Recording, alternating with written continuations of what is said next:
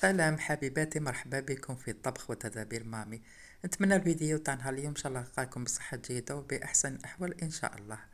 كما راكم تشوفوا اليوم جبت لكم وصفة تاع طبق الرز بالخضر. وقبل ما نبدا معكم الوصفة نصلوا على النبي، اللهم صل وسلم على سيدنا محمد وعلى آله وصحبه أجمعين.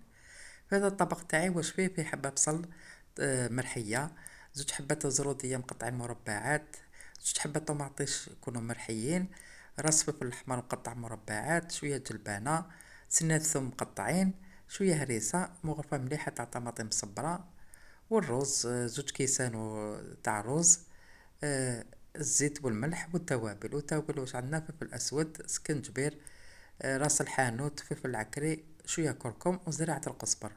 ولهنا كما راكم تشوفوا راني جبت الطنجرة تاعي دايما نحب نطيب فيها الماكلة تاعها تجيني بنينة. لهنا درت فيها كمية تاع الزيت وجبتها فوق النار خليتها تسخن. والحاجة الأولى اللي بديت فيها بعد ما سخنت الزيت درت هذيك الحبة تاع البصل اللي كنت رحيتها، ودرت هذوك زوج حبات تاع زردية اللي قطعتهم مربعات وخليتهم يتقلاو، وهنا زدت عليهم هذاك راس تاع فلفل الأحمر، اللي عنده فلفل الأصفر ولا الأخضر حب يزيد أنا يعني واش كان عندي في الدار درتو.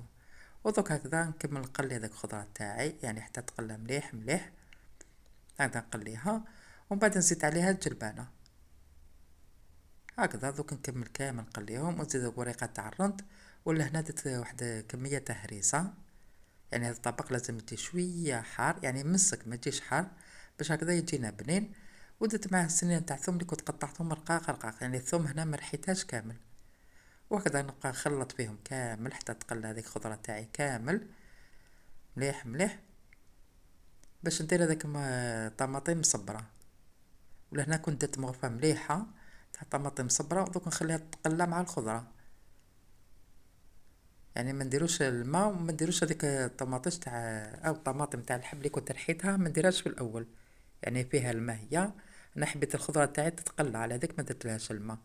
وذوك لهنا بعد ما تقلت هذيك الطماطم مصبره مع الخضره دوك نزيد نضيف هذيك الطماطيش اللي كنت رحيتها. وهنا كيما راكم تشوفوا يعني هنايا الطماطم تاعي هذه او الطماطيش تاع الحب ما كانتش حمراء بزاف، جاني اللون تاعها برتقالي. دوك نخلي هذيك الخضرة طب طلق الماء نتاعها وطيب بيها. ولهنا راح نزيد التوابل اللي كنت قلت لكم عليهم من قبل، ونزيد كمية تاع الملح ونغطي عليها ونخليها طيب، يعني طيب واحد نص طياب برك يعني ما طيبش كامل، يعني قبل ما نديرو الرز نخليها طيب شوية يعني تقلى وتشرب التوابل كامل هذوك وتشرب الماء تاعها باش تجينا الماكلة بنينة. وانا الرز من ناحية اخرى كنت شللته درتو في شوية ما خليته في الماء يريح وما تشللته وصفيتلو الماء تاعو. ودوك يطيب الخضرة هذيك باش نديرو معاها.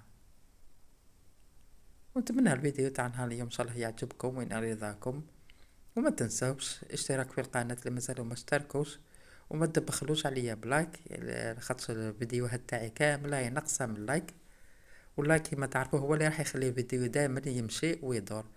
ولا هنا بعد ما تقلت هذيك الخضرة زدت لها كمية قليلة تاع الماء سخون، يعني قسم ما طيب الخضرة برك، يعني مانيش راح نمرق لهنايا، انا غير باش ما تلصقش الخضرة تاعي وما تنحرق ليش زدت لها كمية تاع الماء برك هذا ما كان، ونخليها طيب.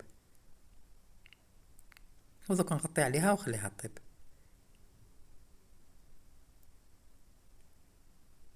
ولا هنا بعد ما طابت شوية وطلقت الماء تاعها كامل، يعني شوفوا الماء ماهيش طنجرة هي ماهيش مرقة. دوك هكذا نخلط هذيك مع مغرفة كان مازالت فيها طماطم مصبرة نحيتها منها ودوك نذوق لها الملح، ولا كانت تخصها الملح نزيد لها شوية ملح، يعني قبل ما نديرو الرز نذوق لها الملح ونذوقو التوابل. لهنا كان خصني شوية ملح زدت لها. ودوك نضيف هذاك الرز ونخليه يطيب غير بهذا المريقة برك، يعني كيما راكم تشوفوا مانيش مرقة بزاف باش هكذا يتشرب هذاك البنة تاع الخضرة وتاع التوابل يتشربها مليح مليح. هذيك ما مرقتش من الاول، يعني هذا هو السر اللي راح يخلي لنا هذاك الرز تاعنا يجينا بنين ويتشرب كامل النكهة تاع الخضرة وتاع التوابل. شوفوا لهنا راه ناشف ماهوش مايه بزاف. دوك هكذا نغطي عليه بعد ما خلط فيه مليح مليح، نغطي عليه ونخليه يطيب. ومن بعد كي نشوفو نشف نزيدلو الماء تاعو، يعني نزيدلو ماء سخون يعني على حسب كمية الرز نزيدلو الماء. ولهنا بعد ما زدتلو الماء وغطيت عليه خليته طاب على نار متوسطة، يعني شوفوا راه طاب وراه يتفركت وحده ماهوش معجن، والخضرة هذه كامل طابت وبقات فيه شوية مرقة. دوك نغطي عليه ونخليه كامل يتشرب المرقة تاعو. ودوك نقدمكم في صحن التقديم وراح تشوفوا كيفاه جا. وفي الاخير ها بعد ما طاب وشرب المرقة تاعو انا ديتو في صحن التقديم. دوك نزيدو رشة تاع معدنوس من الفوق. والبنة يعني ما نقولكمش عليها، والرائحة تاعو ما نقولكمش عليها، يعني ان شاء الله تجربوه وتشوفوا البنة اللي فيه والريحة اللي راح يعني تشموها منه.